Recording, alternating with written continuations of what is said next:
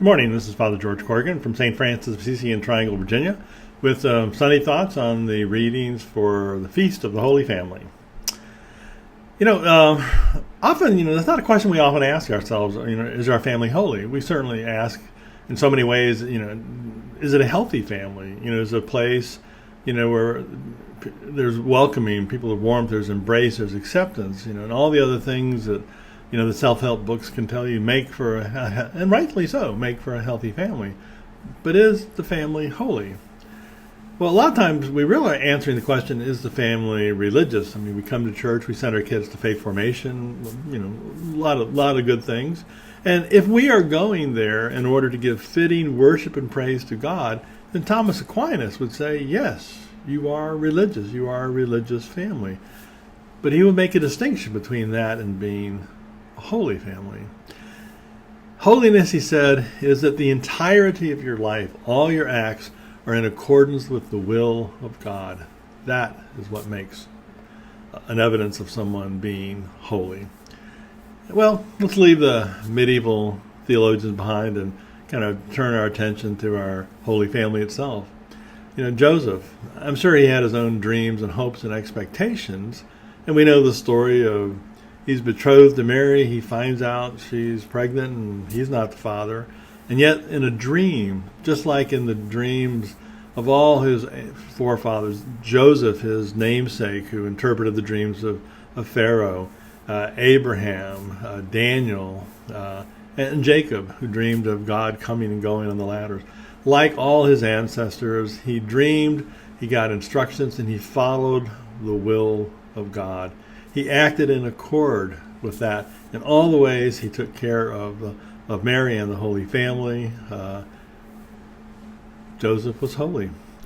Mary, was she holy? Well, going back, be it done unto me according to your word in the Annunciation. I'm sure she had her own dreams and thoughts, and yet, when the will of God was made known to her, she turned her entire life and acted in accordance with the will of God.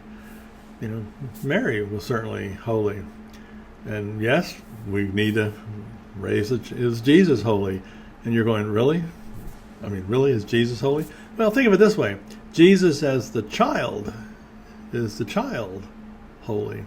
And so we have the reading today about, the being lost in the temple. Mary and Joseph finally find Jesus, and they go, why have you caused all this pain and heartache? And he says, don't you know I was to be here in my Father's house? If I said that to my mom, I am totally grounded for the indefinite future. But the interesting part is the word house never actually appears in that. The phrase that's used is, didn't you know I was to be about my Father's affairs, my Father's business? You, Joseph, who had the dream, you, Mary, who the Annunciation came, you knew what all of this was meant. It was explained to you. Maybe not the fullness you'll come to know, but I am here starting about being about my Father's affairs, his Father's business. And I think maybe in a certain sense, maybe that's a mysterious moment. The incarnation, how is it that Jesus is truly God and truly man? We don't know. We would like to offer an explanation, but it is. It's the gift. It's all the rest of the stuff. And we know Luke tells us that, Jesus grew in wisdom and knowledge. And maybe that's one of the moments where the fullness of how he was to do, this human part of him came to the full realization of, and this is how I am to act in accordance with the will of God. And so, yeah, Jesus, that's holy. Mom, dad, child, you got a holy family. And so we can look at all of them. And we're the same. Each one of us has our dreams and hopes and expectations, and for ourselves, for our families, for our kids. And the question is, are we religious? Sure, you're here at church. But are you holy? Is the whole of your life acting in accordance with the will of God? That's a tough thing to discern. But it comes out in the little bit of the promptings that creep into the edge of your consciousness. Are they promptings that speak of love, of truth, of justice, and especially of self-gift, self-act, self-denial?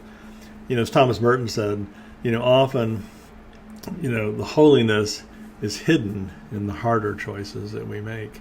And so it's the harder choices about not just how we spend our Sundays going to Mass, but the Sunday soccer, the TV watches. Do we take time to pray as a family?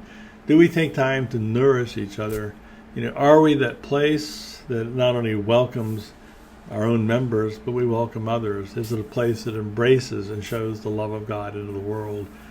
And in those things, you can say we're the beginnings of a holy family. And all of us together, it's this holy family that we hope, in this Christmas blessings of the grace, that we will all turn our lives to act in accordance to the will of God, that someday there in the by and by, in the great beyond, that we will all be one holy family because we've acted in accordance to the will of God. Amen. Merry Christmas and have a great New Year.